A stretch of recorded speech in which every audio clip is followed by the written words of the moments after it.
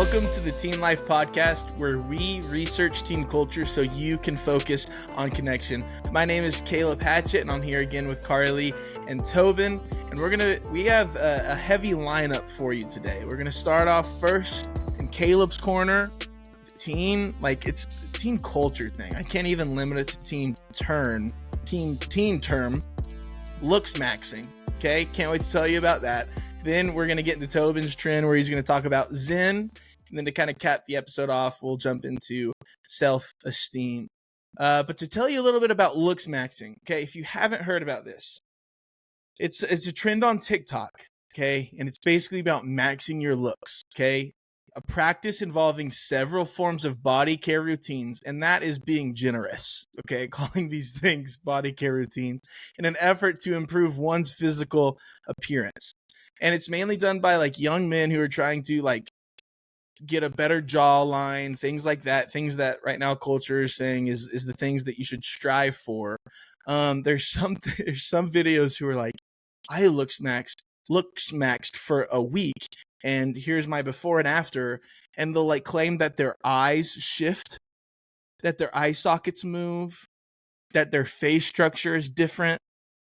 And newsflash, it's not possible. You can't change your face structure. Unfortunately, the face you have is what you've got. You're stuck with that in a lot of ways. Change like some definition, but yeah, you're probably not moving where your eyes sit in your head. Right. No. But I mean, also too, a lot of it is changing the literal bone structure, less so right. What's, the skin, or, for me, I'm sure I have flabbiness I could get rid of, but like, I don't. Is this the same as face Pilates? Is it similar? What? Is that a thing? Face Pilates? My guess is that's like the girl version. That's what girls call it, because it's not as like manly as Looksmaxxing, but it's like different exercises that you do to like get bone structure to stand out. Okay. To like decrease puffiness. I'm so glad I have like a beard to hide this stuff. Get away of your double chin. It's called face Pilates. Yeah.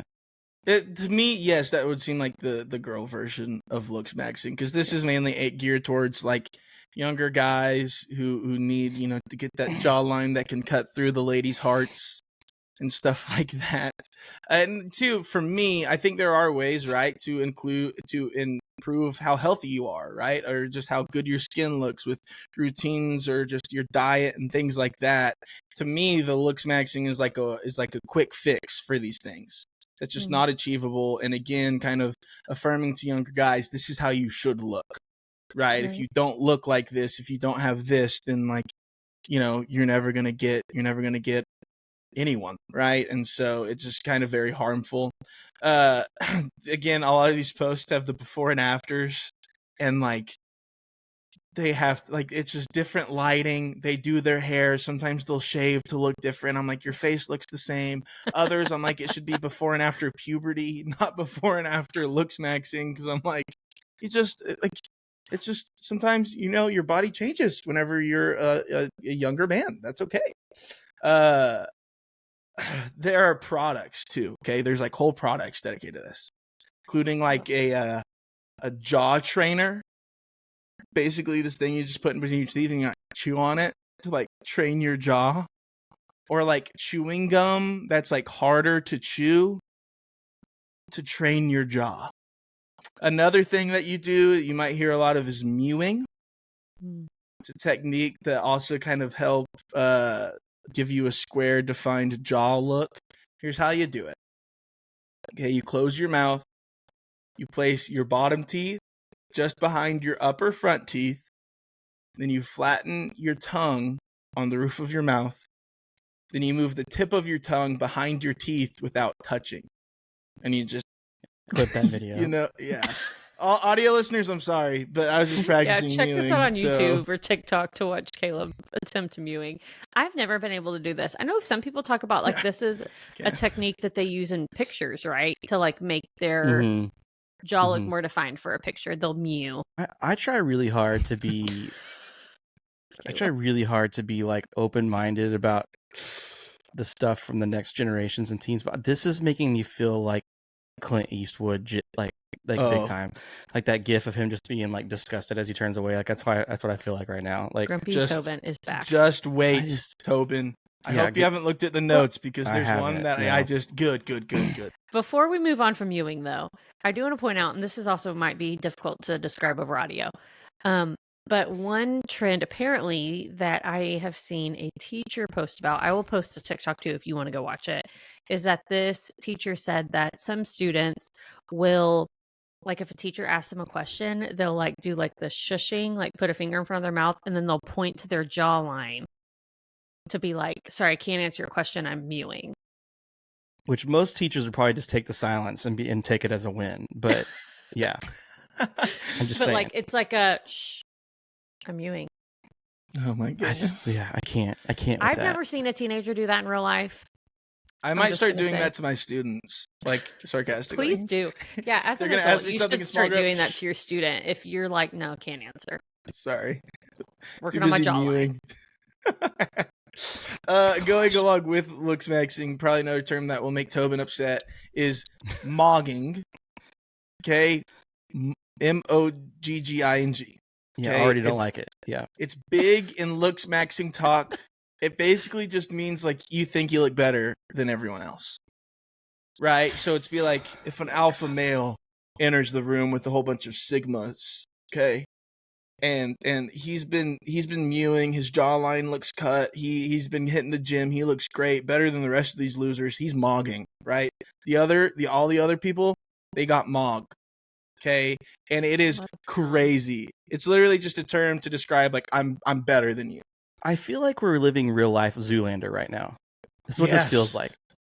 Like for real, this was like you know, I'm picturing a guy walking in a room and doing Blue Steel from Zoolander and thinking that he looks cooler than everybody.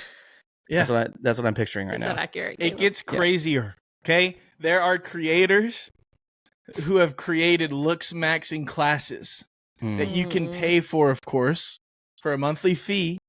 One of these classes, I kid you not, is called Mogwarts. Okay. I'm even more out. Oh my gosh.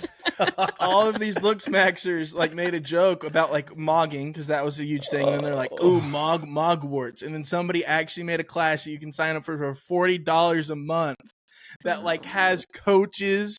It gives you access to like a forum with like everyone else who has it. There's like video calls with the coaches for $40 a month.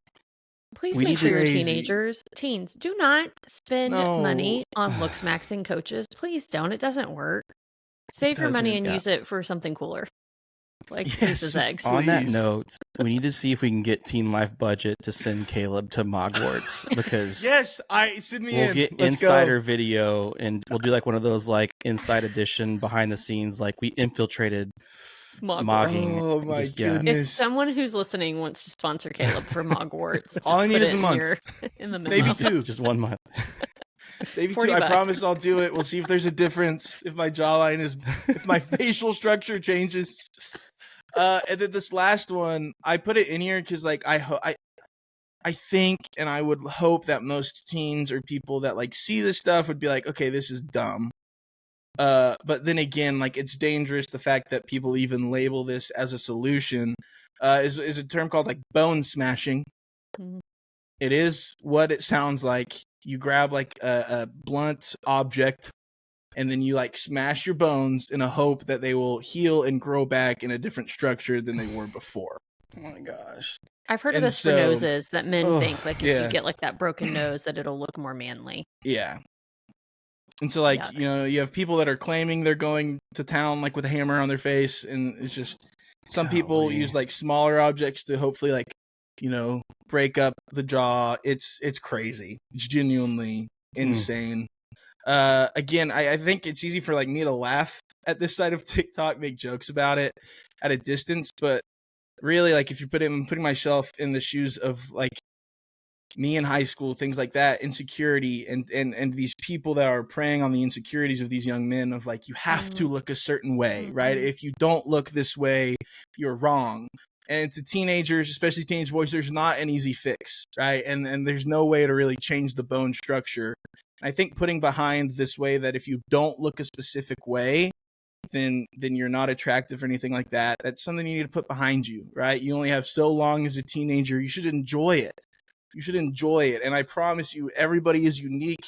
Everybody looks different, and there's beauty and joy in that. We're supposed to look different. If everyone looked the same, it would be so boring, right? Find and cherish the things you love about yourself instead of paying $40 a month for Mogwarts, okay?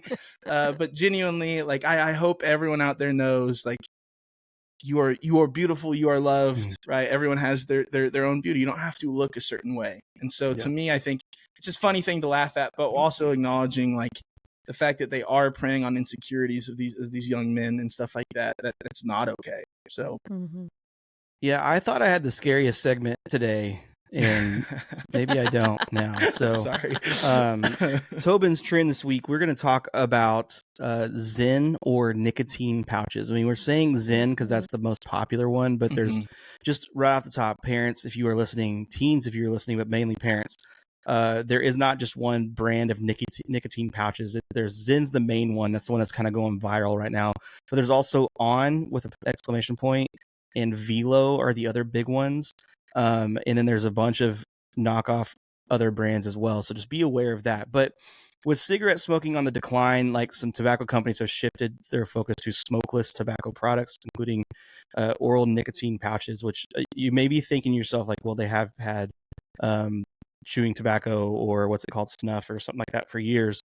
This is kind of a bridge of those two things. Like, it's kind of like a can of chew, but without the tobacco. It's just a little white pouch of straight nicotine, and each thing comes with a certain level of nicotine. Like, it's usually, I think it's in America, I wrote it down, it's 3 milligrams to 6 milligrams. If you're listening from another country, there's some countries that have significantly more. I think in England it's like 6 and 12 or something like that, which is wild to me.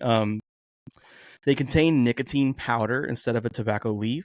The FDA does not classify oral nicotine pouches as a smokeless tobacco product. So that is a scary thing, because that means they kind of have, unlimited, like, the kind of wheels off at the moment. It's kind of like, think about vapes a couple years ago, and no one really knew what was going on with them, and then they wanted to crack down on vapes. We're kind of in the same period now we have Zyn and nicotine pouches, and we don't really have a whole lot of regulations on them yet. Just so you know, if you're listening, parents, the overall sales of nicotine pouches increased from $126 million of units from August to December 2019 and then this past January to March 2022. This is from a study in the Truth Initiative. They sold $808 million worth of units in a 3-month span in 2022, and I think it's even more popular now. It for sure is. Just so you know. I've seen a lot of, like, memes about Zyn and stuff like that. I think there was like a state rep who wanted to get rid of Zyn and stuff like that, and, like, there were people posting on, like, Twitter and stuff, like, how, like, oh, this is the first time I'm actually gonna go and vote for something and stuff like that, of, like, people making jokes of it, but it's very culturally right now, like, the big thing. Yeah, and so that number's way up, I bet. Yeah, and just as with other tobacco replacements, like, we've gotten to the point now where I think collectively as a society, acknowledge that cigarettes are incredibly harmful and that they probably should not be a thing. People that are smoking them obviously still have addiction issues, and people are still smoking, but it seems like it's not, quote unquote, cool to go to cigarettes anymore as it was, like, maybe when I was younger. And so that's kind of, I think, one part of the shift. But oral nicotine pouches come in a large variety of what I would call youth-friendly flavors, like fruits and mints and stuff. Juul kind of had the same situation with vapes until the FDA proposed flavor restrictions on them. And just as I said earlier, the FDA does not have any restrictions on nicotine pouches, so they literally can be any flavor you think can be a nicotine pouch. So that to me is like, they know what they're doing. They know that they're going to attract a younger audience with this. I can't go as far to say that these places are purposefully doing this to gain teens, but they certainly are not trying to stop them. Right. And so if you are out there and you're an adult and you have a nicotine addiction, we talked about addiction a couple of weeks ago on the podcast in relates to teens and stuff as well. I mean, I'm not discounting any addictions. I know addictions are real, and I know nicotine addiction is one of the strongest to kick.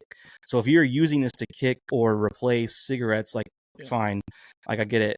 The scary, we're talking about from a teen perspective, who are not supposed to have these at all until they're 21. It's kind of scary. So far, according to all the stuff I read, there are no long-term health effects known. But as we all know, research has shown that an early introduction to nicotine is correlated to lifetime dependence. So if a student or a teen or even like a college age kid is starting these things, they're probably going to have a lifetime addiction to nicotine without severe intervention. Right. So what are you what are y'all seeing on Zyn or other nicotine pouches like in your worlds? Like I know that Caleb, you are in a youth group world, and Karlie, you're in a media world where you research this kind of stuff. Like what are y'all seeing from y'all's end? Well, I think I'm seeing it a lot more often, and it's one of those things that this was brought up, and then after I heard about it, I was like, oh, I've seen that, and didn't fully correlate it, and then I've seen it so much since then. Recently, I was watching an SNL episode, which I don't do very often, but Zyn was in, I think, the Weekend Update.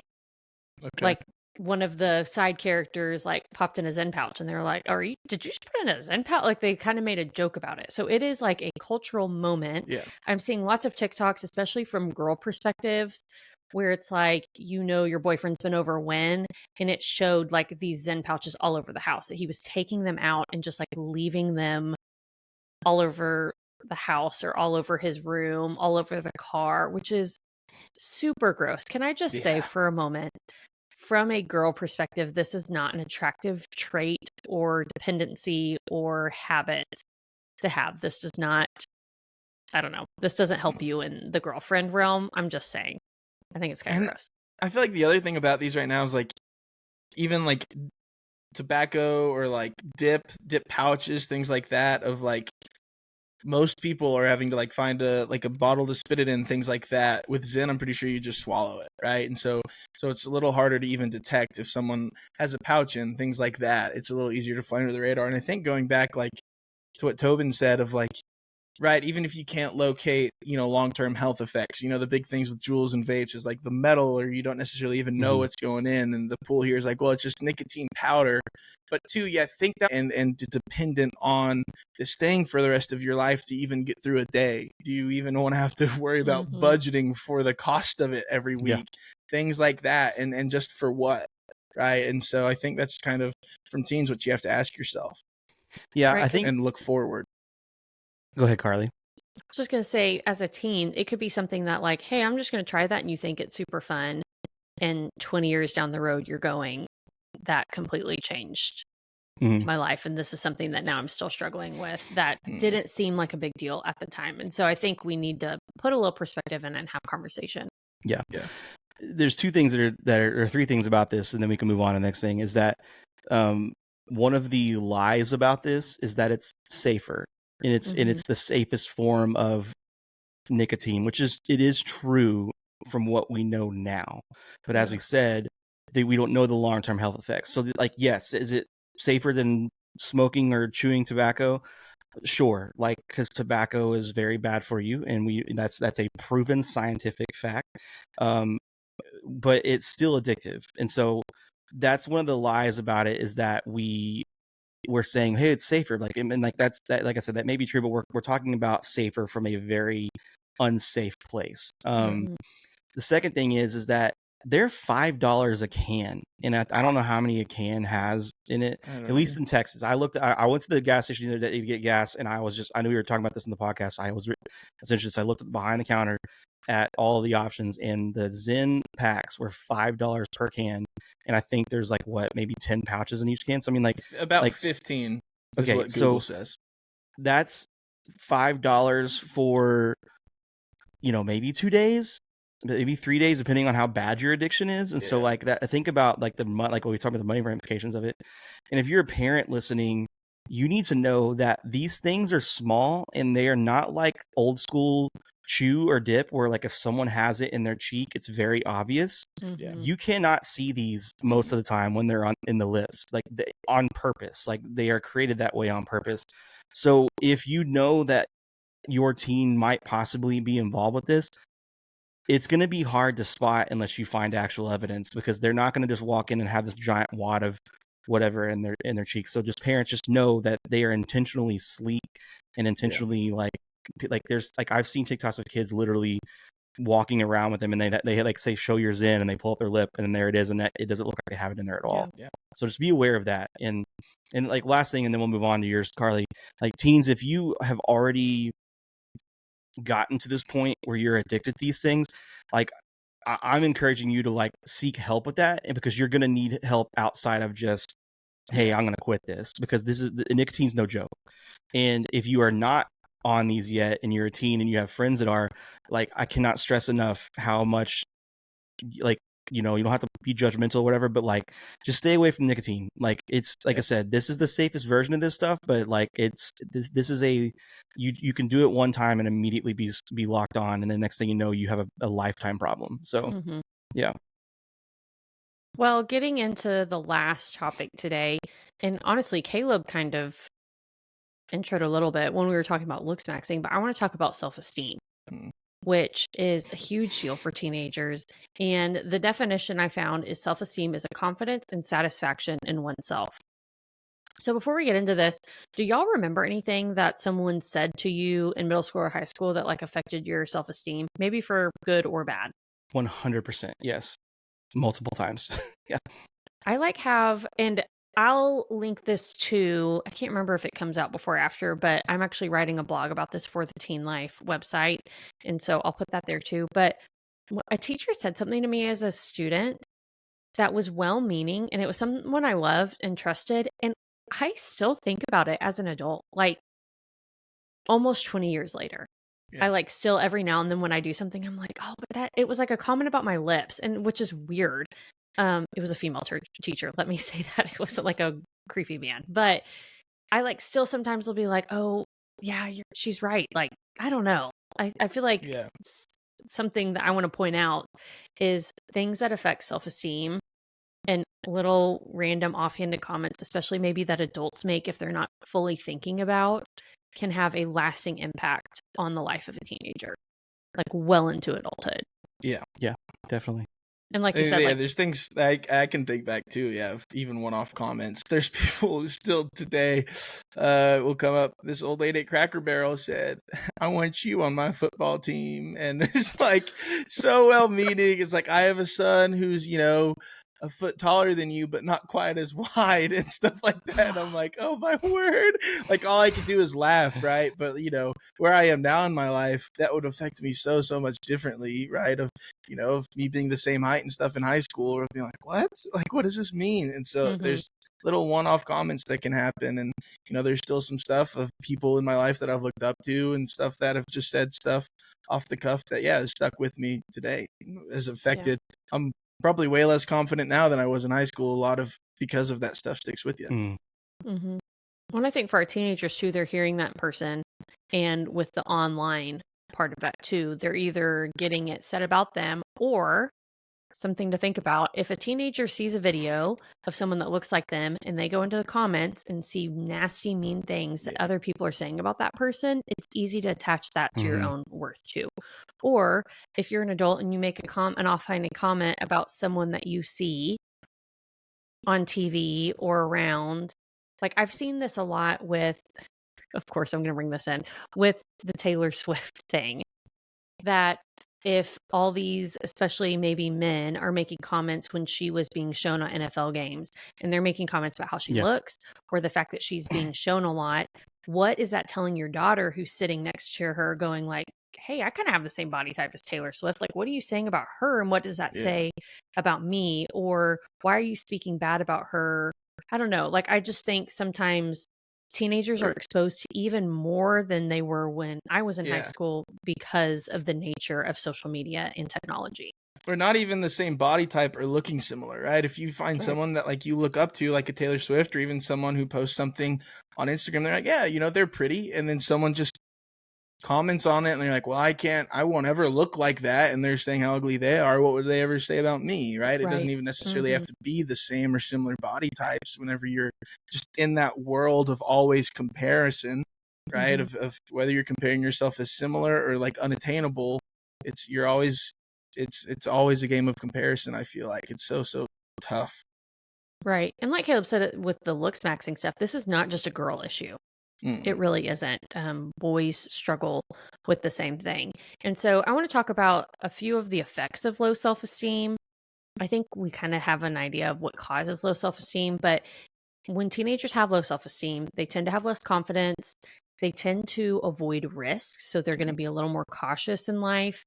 They can withdraw or isolate, not want to be around others. They can struggle with decision making or second guess themselves. A lot of them have trouble with boundaries and standing up and saying no. Also, negative self-talk is a huge consequence of low self-esteem, of what they tell themselves and stories that they'll tell themselves in their own mind. And then they also tend to suffer from anxiety, depression, loneliness, or addiction later in life. And so, which is a huge deal. And we've talked about addiction a couple weeks ago. Tobin already mentioned that, and I'll link that as well. But at Teen Life, recently, we've kind of put together a document about some of the things that Teen Life believes about teenagers. And so I want to hit these really quick because I think maybe, especially if you're an adult or a school person listening, maybe this perspective will help you as we go into our attitudes about teens, which we believe that teenagers deserve connection. We believe that teenagers have strengths and gifts, and we believe that teenagers are not problems to be solved. If you've listened to this podcast before, that last one, you hear all the time, every week. But I think going in with that attitude when we're talking to teenagers, when we're having conversations, can have a big role in boosting their self-esteem. Then when you're coming at it of, they don't know anything, like, I'm not going to hurt their feelings, it doesn't matter, like not looking at teenagers with respect and the way that you treat them can make a really big difference. And so for adults, I want to kind of talk through a couple of things, maybe just like one or two things that you can do to help their self-esteem. And the first one is, I think it's really important to believe the best in your teens. And so when you treat them like they're capable, when you treat them like they're worthy of being loved, they're more likely to believe that. And what I'll say is if a teenager, this isn't an actual stat, I'm going to make one up, but if a teenager hears one negative comment, think of it like they probably need to hear 10 positive comments to combat that. Yeah. It's not a 1-for-1. Yeah. And so if you're an adult in their life, look for ways to build them up, especially if you're looking at a teen and you're going like, man, their self-esteem is really low right now. Like, if you can find something, I know you can find 10 things to tell them. If you're a teacher, pick one thing every week. You can't do that for every student, but maybe pick one student that you're like, this week, I'm going to come up with positive things to say to them. And that could make a really big difference. Another really big thing for adults, you have to model positive self-talk and like about yourself. And you also have to challenge them. If a teenager comes up to you and they're like, well, I just look awful today, I don't want to be in this picture because have you seen my hair? Or I'm gained a little weight, or I'm not going to swim because I don't want to be in a swimsuit. Challenge that. If you're sitting there going like, hey, I think you look great, stop comparing yourself to other people. I read a book once that said, hey, stop talking about my friend that way. Like, or stop talking about my daughter that way if you're a parent. Stop talking about my son that way. Of like, kind of be like, hey, get up in arms of like, hey, I wouldn't let you talk to your friend about that way. I'm for sure not going to let you talk about yourself that way, which I think can be really important. And then for any teens listening, man, I get it. It's hard being a teenager, and it's hard when you're seeing all these things. Find ways every day to challenge that, to speak positively about yourself. Maybe find one thing every day that you really love about yourself. And a big thing is surround yourself with people and activities that will encourage you and lift you up. Like, find something that you really feel confident in and really pour into that thing. That doesn't mean that everything you do you're going to be good at, but find that one hobby that you're like, hey, I'm actually pretty decent at that. I'm going to pour into that instead of the thing that I'm really struggling in. Or I'm going to hang out with this friend that compliments me all the time and is my hype person instead of the friend that makes small digs at my appearance or talks about how skinny I am or that I don't have muscles or I can't jump. Like, I just think that there are ways that you can surround yourself with people who will lift you up and make you better. Yeah, and if you are one of those people that wants to like challenge yourself and get better at things, that's okay. But like to Karlie's point, finding things that you are good at. And then when you're in a better mental health space and a better self-esteem space, then you can start challenging yourself to be better at certain things. But there are certain periods of your mental health that you don't need to be trying to like overcome things whenever just being you is a hard enough day. Right. So when you add things that are challenging, you're just going to make your day even harder. So if you're not like, I mean, I say a lot, if I'm not in the mental space to do certain things, I have to make sure I'm doing something I know that I'm going to be successful at. So otherwise it doesn't crater me even further. And I think that also goes with your self-esteem as well. And I think too, like with teens, adults, like just self-esteem, like if you can think about the one thing that you can pick out years ago, months ago, that somebody said about you and it's still with you, I think it just goes to show how powerful our voices are in each other's lives, right? And so instead of taking every opportunity to tear someone down, just think about how much more impact you're going to have if you choose to instead build someone up, right? And I think adults, your voice matters so much to the teens that are in your life that look up to you, that see you as an example, to use that, and to teens to do that to other people that you care about, do that to other people that you don't know. And again, like I said earlier, like we are all beautiful in our own way, right? Find the things that you love about yourself, find ways to continue to have those at the top of your mind and playing in your head instead of the negative. But regardless, right, we Karlie said, we do not view teens as a problem to be solved, right? And so I hope teens, you don't view yourself like that either.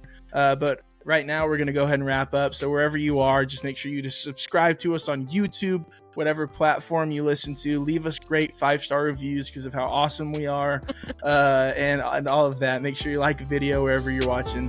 But thank you guys for listening.